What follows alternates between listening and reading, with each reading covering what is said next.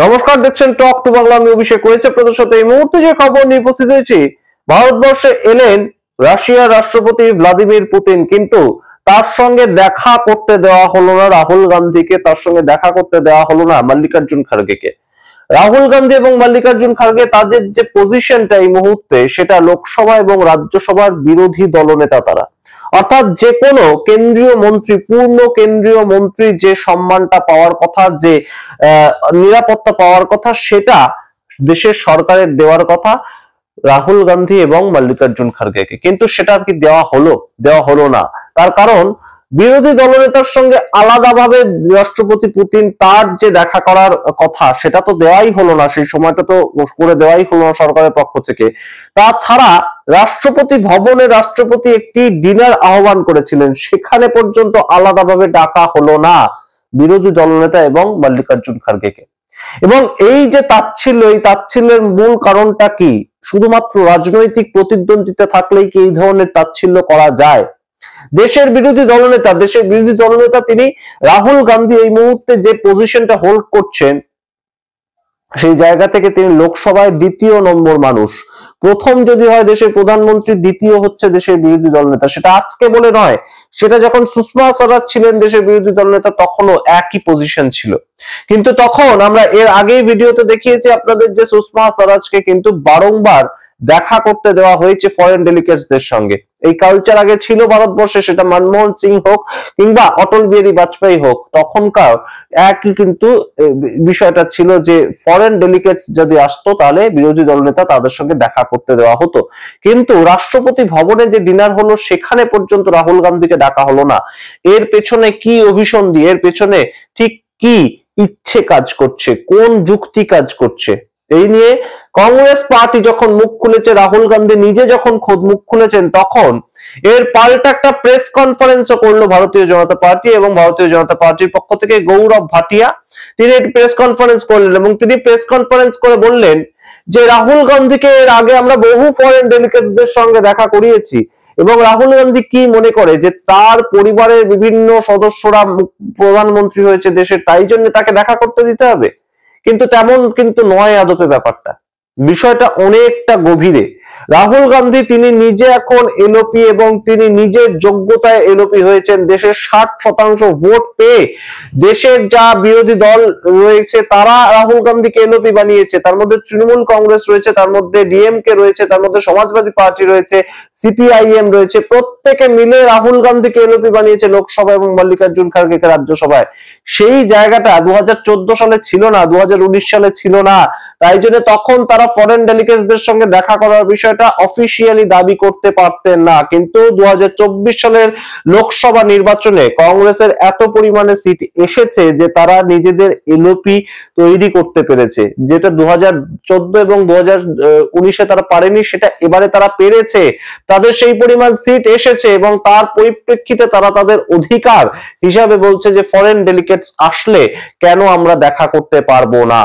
এর বিরুদ্ধে গৌরব ভাটিয়া বিজেপির পক্ষ থেকে কি বলছে আপনারা আগে শুনুন, তারপর আবার আসছে এনে বিস্তারিত ব্যাখ্যায়। जब भी कोई फॉरेन डिग्नेटरी आता है तो फॉरेन डिग्नेटरी अगर चाहे कि किसी व्यक्ति से वो बातचीत करना चाहता है, मिलना चाहता है, तो वो इस बात को इंगित कर सकता है। और यह आदरणीय प्रधानमंत्री श्री नरेंद्र मोदी जी की सरकार है। मैं बहुत जिम्मेदारी से आपको बताता हूं, उदाहरण देके तस्वीरें लेके आया हूं। सबसे पहले यह तस्वीर देखिए। क्या राहुल गांधी इससे पहले फॉरेन डिग्नेटरी से नहीं मिले? क्या भारत सरकार ने उन्हें रोका?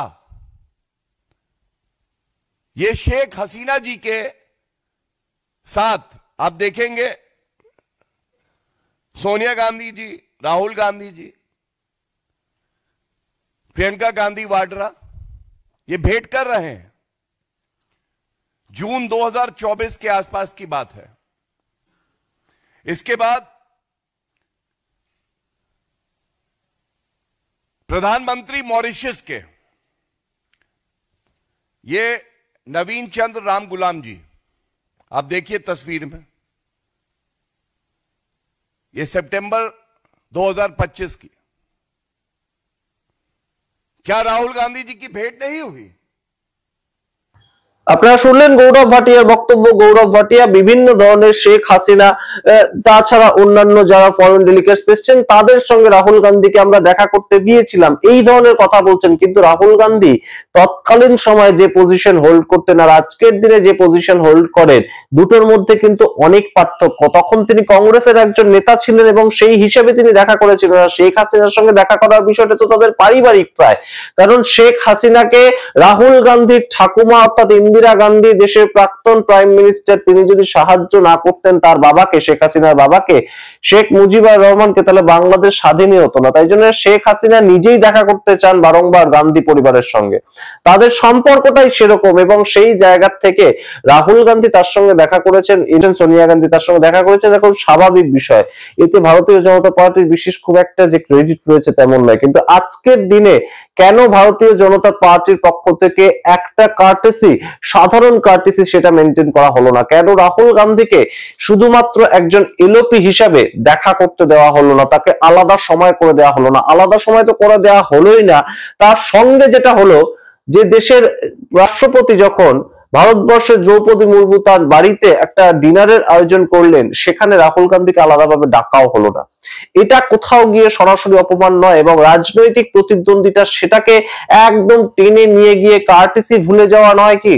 আপনারা কি মনে করেন অবশ্যই কমেন্ট বক্সে কমেন্ট করুন। এবং গৌরব ভাটিয়া যে কথাটা বলছেন যে আমার পরিবারে সবাই প্রাইম মিনিস্টার ছিল, তাই জন্য আমাকে বিদেশি ডেলিগেটস এলেই দেখা করতে দিতে হবে, সেটা কিন্তু আসল বিষয় নয়।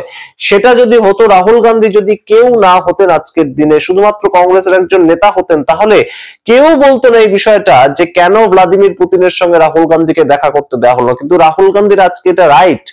একজন বিরোধী দলনেতা লোকসভা চালাতে গেলে যেমন একজন দেশের নেতা লাগে, ঠিক তেমন ভাবে একজন বিরোধী দলনেতা লাগে।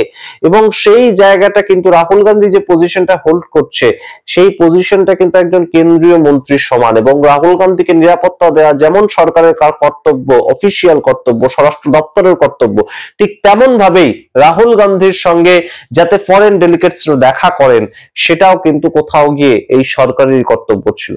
তেমন সবাই মনে করছেন, বিভিন্ন রাজনৈতিক মহল থেকে এই বিষয়টা নিয়ে বিভিন্ন আলোচনা হচ্ছে এবং কংগ্রেস এই বিষয়টাকে কিন্তু অত সহজে ছেড়ে দেবে না।